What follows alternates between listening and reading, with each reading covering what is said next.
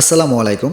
আজকে আমি আলোচনা করব একটা মুরগি লালন পালন করতে কতটুকু স্কয়ার ফিট জায়গার প্রয়োজন হয়ে থাকে। তো অবশ্যই কিন্তু আজকে আমার এই পুরা ভিডিওটা দেখবেন। আমি কিন্তু আজকে সম্পূর্ণটাই বলবো একটা মুরগির ক্ষেত্রে বা ১০০, ২০০, ৩০০ মুরগির ক্ষেত্রে কতটুকু জায়গার প্রয়োজন হয়ে থাকে। সম্মানিত নতুন খামারি ভাই বোনেরা, আশা করি আলহামদুলিল্লাহ আপনারা সবাই ভালো আছেন। অবশ্যই আজকে আপনারা আমার এই ভিডিওটা সম্পূর্ণ দেখবেন, তাহলে বুঝতে পারবেন একটা মুরগির ক্ষেত্রে কতটুকু জায়গার প্রয়োজন হয়ে থাকে। তো আমি আপনাদেরকে প্রথমে বলবো যে যারা নতুন খামার তৈরি করতে চাচ্ছেন, তাহলে অবশ্যই আপনারা একটা ঘরটাকে ভালো করে মেজারমেন্ট করে নেবেন যে আপনার খামারটা কত স্কয়ার ফিট রয়েছে। আপনি দৈর্ঘ্যে মনে করেন দিলেন 25 স্কয়ার ফিট এবং প্রস্থে দিলেন আপনার 12 স্কয়ার ফিট। তো আপনি এটা হিসাব করে নেবেন আসলে আপনার দৈর্ঘ্য বা প্রস্থ কতটুকু আছে, আপনি পূরণ করে দেখে নেবেন এখানে আপনার কত স্কয়ার ফিট জায়গা রয়েছে। তারপরে আপনি মুরগির বাচ্চা নির্ধারণ করবেন যে আপনার যদি ৩০০ স্কয়ার ফিট জায়গা থাকে আপনার খামারে, তাহলে সেই খামারে কতগুলা মুরগি লালন পালন করতে পারবেন, সেটাই হচ্ছে আজকের বিষয়।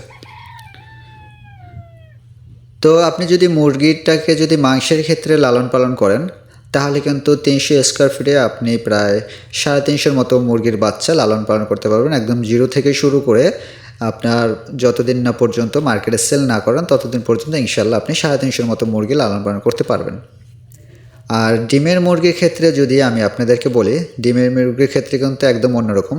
কারণ একটা ডিমের মুরগি কিন্তু দীর্ঘ সময় ধরে লালন পালন করতে হয়। আর একটা ডিমের মুরগির চলাফেরার ক্ষেত্রেও কিন্তু কিছুটা স্পেস প্রয়োজন হয়ে থাকে।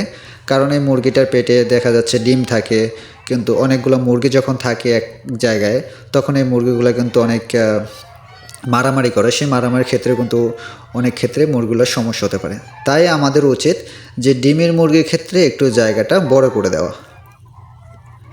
তো আপনার যদি ৩০০ স্কয়ার ফিট থাকে, তাহলে প্রতি মুরগির ক্ষেত্রে ১.৫ স্কয়ার ফিট করে জায়গা রেখে আপনি সেটা হিসাব করবেন।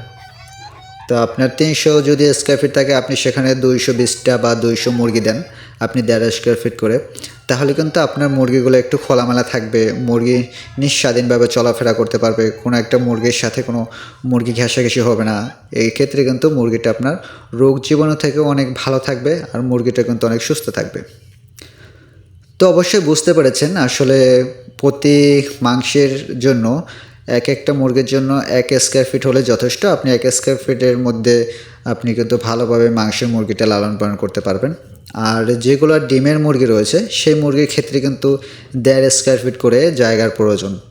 অনেকে কিন্তু ১ স্কয়ার ফিটে ১০০ করে লালন পালন করে। আসলে আমি আপনাদেরকে এটা সাজেস্ট করব না।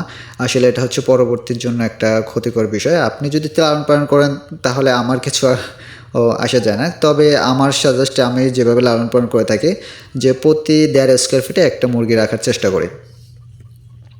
তো আপনারা সবাই ভালো থাকবেন। আজকে এই পর্যন্ত ছিল আমার ভিডিও। আর যদি আপনারা কিছু জানতে চান, তাহলে অবশ্যই আমার কমেন্ট বক্সে গিয়ে কমেন্ট করবেন।